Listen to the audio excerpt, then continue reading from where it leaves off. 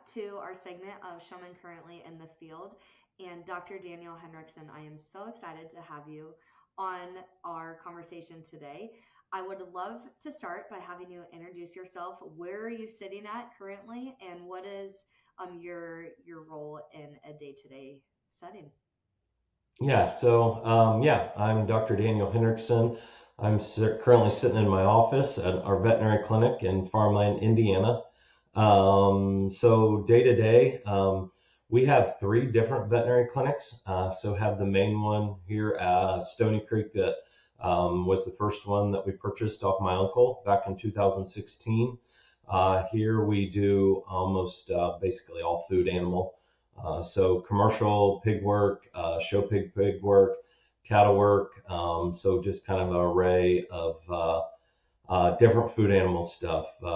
I focus more day to day on the show pig and the commercial pigs.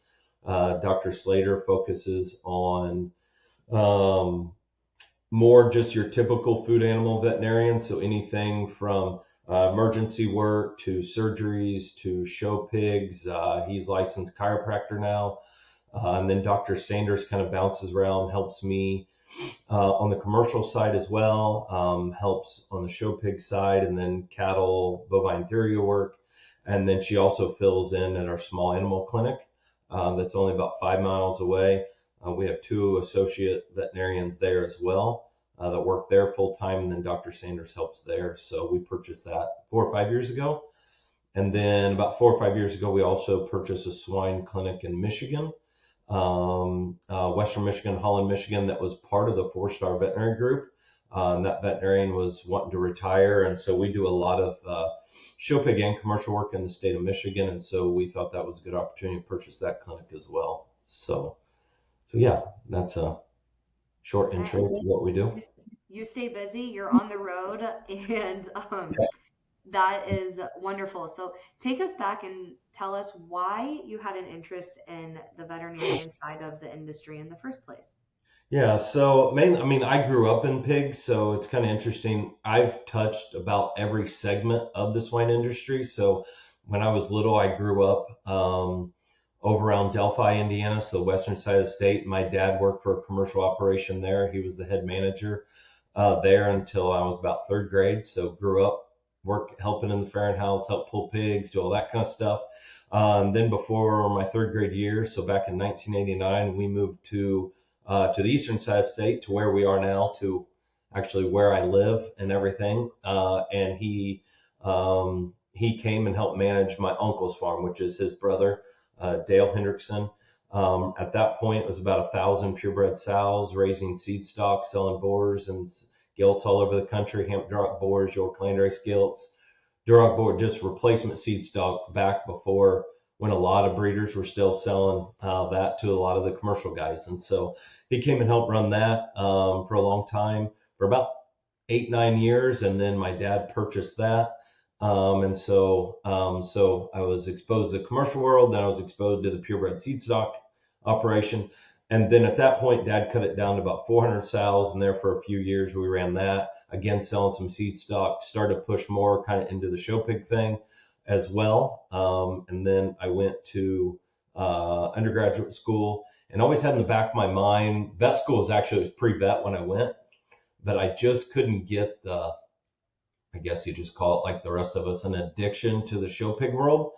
And so I kind of dropped out of the pre-vet thing, came home. After that, me and Talinda purchased the sows from my dad, cut that down to like 200 sows, and then had Hendrickson Farms plus Hoosier State Boar Stud, had 20, 25 boars there.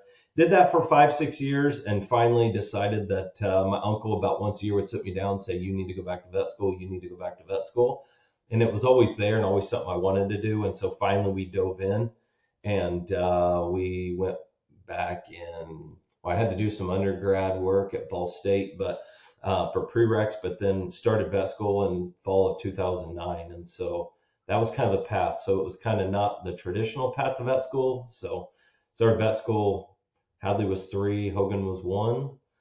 We packed up and moved to Lafayette, and did that for 3.5, 4 years. So, and then came back during transition. I kind of took on some partners with the farm in Borstad. And then by the time I got back, we finally decided that it was time to just focus on the veterinary world, and really not had any sows or anything since. So, but yeah, so a different path, but yeah, we got here. So, I'm so glad you shared that path. I had no idea, and I think yeah. that's so cool to hear about because sometimes we humans feel a lot of pressure, especially I think in our culture of like you have to know at age 18 what you want to do for the rest of your Yep. life. Yep. And sometimes college can be a great catapult into a different direction of what you end up doing. But I think it's an awesome reminder of like, even if you think that, like, I don't know, maybe when you went home, you thought you'd raise seed stock for the rest of your life. And that Yeah. was just like Yep. what you were going to do. And it's okay to switch paths and grow in a different direction. So Yeah. thank you So for sharing. by the time I was actually out of vet school, I was 34. So Okay. yeah, so turned 45 tomorrow. So I've been out 11 years. So yeah. Well, happy birthday. Yep. Thank you. What a ride. Yep. Yep. That's fantastic. So, looking at your day to day, knowing that you Mhm. have multiple clinics and multiple veterinarians on staff, what's the best part? I think I like being, I mean, I don't do anything, I do very small outside the pig world, but it's fun for me because I do where a lot of veterinarians in the swine thing are 100% commercial work or do a lot of the show pig work. Mine's kind of a mix every day. So like yesterday, I went to a commercial farm that was 4,000 sows, walked the sow farm, went through all the Fahrenhausen, and then sat down with them for business planning. Decided we're going to try to do some eliminations of some certain diseases. So laying that all out, what that looks like. And then today I happened to be in the office and I took some show pig calls. And then Friday I already got scheduled. I'm going to a show pig farm to do a bunch of surgeries. And so mine is kind of different. Every day I can be in a high health genetic multiplier beginning of the week because of biosecurity and downtimes, and then push in and do some other stuff towards the end of the week. So yeah, it's I'm going on my way to Kansas City next week. I'm stopping through Missouri to a few commercial farms on the way to the heifer show and hitting some of those clients. And so yeah, it's uh it's different every single day. So that's what I enjoy is just, and I really enjoy my part of the commercial world is so much of the commercial world has become more integrated and bigger and bigger and bigger. A lot of my client base is still the family farms that are multi-generational. And so there are a lot of the 1,000 to 5,000 sow guys that are fair to finish. And so I'm working with the sons and the fathers and family businesses. And so that's what I really, really enjoy on that side. So. Awesome. Something that I realize, and I think a lot of us realize, is as the industry, the swine industry, has continued to evolve, the show side of things and the commercial side of things no longer interact, and they used Absolutely. to. Yep, for As sure. someone who sees both sides, if you're talking to a exhibitor who only has seen a show pig, and actually I'm sitting in Washington County, Iowa. We got a lot of buildings around here. We're one of the Mhm. largest commercial producers in the country, and the opportunity to get into a commercial building is very limited based on biosecurity, like you mentioned. Yep, What do yep. you wish us show pig kids knew about the commercial side? And if you could like have us look inside a commercial building, what do you wish we would take away from that? Yeah, so I just think, um, I guess a lot of the farms, I mean, just go what real. So we've been talking about a lot in the show pig world on trying to be better with health, better with biosecurity, and what is biosecurity and why is it important and those things. And so I guess that would be one of the number one things is let people get into a high health farm and what are the biosecurity protocols of like me speaking about my downtime, like going to my high health. Um, Genetic multipliers that are PERS negative, myco negative. I mean, they just don't have any diseases. And so staying away from pigs for 48, 72 hours downtime before going into those, what the shower process is getting in, moving products in and out of the farm, what that biosecurity looks like, just really opening the eyes. Because I mean, the show pig world, yeah, a lot of us try to do our best on isolation and those type of things, but really what is that extreme biosecurity and what's that look like on washing trailers and disinfecting trailers and not commingling pigs and just all that kind of stuff. So another one is just the size of walking into a sow farm that has 4 to 6,000 sows that are all in two buildings and just what that looked like. So I had the opportunity this summer, since Hadley's going to hopefully go to Purdue next year and lead into vet school, that I started taking her this past summer and went into one of those multipliers and just, yeah, her eyes just walking in and seeing that many sows in one place. And yeah, it's a different experience. So. Very cool. If there was one tip that you wish show pig families would do for biosecurity practices, what is something we could do better? I think the one for overall health of the pig, like, because today, I mean, when I was little, I remember when we had the sows and Dad had the sows and we were selling show pigs, a family would come and buy 8 to 10 pigs and they bought them all from us. Or, I mean, it all came one, so the disease status is all the exact same across. Now that's complete opposite. We're lucky to buy more than one from each show pig producer. And so having a way, I think, having a way to be able to bring those animals home. And I know that we don't all have multiple buildings and be able to isolate different buildings, but just any general way to be able to keep those animals separate, at least if it's a week or two, just to let those animals get them vaccinated, whatever they're carrying, maybe use a prophylactic antibiotic to help clean them up as they're coming into the barn, in case they're carrying a certain bacteria that farm has that the others doesn't. Some way to be able to segregate those animals the best to your ability for at least a couple weeks before commingling them where they're nose to nose with the rest of the barn. I think just getting those animals off to a good start is really something I try to push. That's what we try to do for my kids. Luckily, we've got a separate small barn that we're able to bring those animals in, keep them there for 2 weeks, make sure they're healthy, don't get sick from a sale, anything like that, and then move them down to our main barn. So we're very fortunate that way, but it doesn't have to be that extreme, but anything they can do that way, I think and that's the same as going to a show and coming back from a show. Any way to be able to segregate those just for a little bit, because we know within a few days of getting those animals home, generally if they're going to get sick or not. So that's my biggest tip on, if you're able to do that in some sort of fashion, that'll pay dividends later on.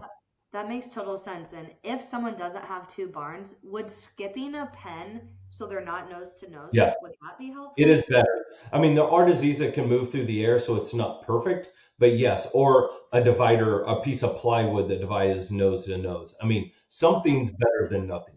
And that's the other thing I think that we've seen that I think is huge, that we go to shows now that we never used to do, is everyone lines their pens with boards at the shows. Like the herder boards are okay because they've still got gaps and everything, but Sullivan's, Weaver all now have the big black plastic boards you can seal your pins in completely. And so like when we go to Expo, like we'll do both ends and then our complete thing. We'll keep them separate between our group, but that way it's the only time our animals are really getting exposure to the other pigs in the barn is either, okay, maybe at the wash rack, which is a very short limited time, or in the show ring. But in the show ring, we have control of those animals. And so we're not getting nose to nose contact. But if we don't divide those pins that way, it's nose to nose contact to the pins beside us, and then they're moving it to the next pins and then the next pins, especially a flu or something like that. So easy move. So that's another thing that I think can be very beneficial, just to do your own little biosecurity at the show. It's not perfect. But it's something. So. Awesome. That's amazing feedback. I think is super important. And we look at our animals and we forget that nose to nose contact because they're physically face to face, Yeah. Yeah. nose to nose, with each other. So I think calling that out, especially as we move into, I don't know when the flu season is. It seems like winter can be, but also I know with summer shows that can be a challenge as well. So all year round, biosecurity stays extremely important. Oh, sure. Okay, well, switching gears from biosecurity, thank you. From a veterinarian perspective, I would love to hear about your perspective on the swine industry in general. So, if you have one thought process, what is your hope for the future of the industry? Swine. Okay, so two segments. My hope in the show pig industry is that we are able to continue to do what we do. And I mean, I think our biggest fear is obviously foreign animal disease. And so I hope that the industry is able to keep that out. And so that allows the show pig, and without the show pig industry and the way it is, so many of the people that originally were in the pig industry, that it gave them another opportunity to stay in the pig industry when the seed stock market started to shrink, when everything started consolidating. And so it allowed more revenues to that. And that's what allowed so many kids that are youngs, the 20-year-olds and the 30-year-olds now that are raising show pigs. Otherwise, they would be in a day-to-day job and they wouldn't be probably in the pig industry at all. And so I hope nothing like that happens that helps diminish that or reduces that opportunity. The commercial world, I hope that there's still enough continues on down the road, that there's still enough profit and enough margin in for the family-owned farms, that are still fair to wean, selling wean pigs, or fair to finish, that those operations can continue to hand down generation to generation, for those to continue to stay in business. This year's been pretty good for our commercial swine operations, so hopefully we'll continue to have enough years of that to keep those guys going. Awesome. And if you had one piece of advice for a young showman, what would that piece of advice be? Hmm.